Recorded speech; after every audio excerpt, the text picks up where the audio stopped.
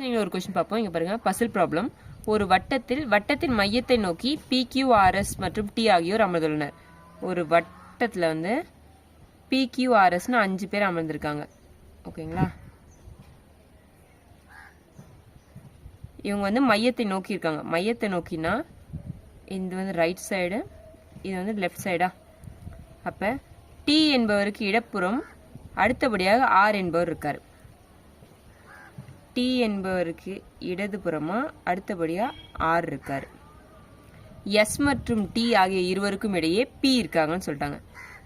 Sக்கும் Tக்கும், அப்போ Sக்கும் Tக்கும் நடுவில் P இருக்குன்னா இங்கே S போட்டிங்கன்னா இங்கே R வந்துருச்சு. ஸோ அப்படி வராது.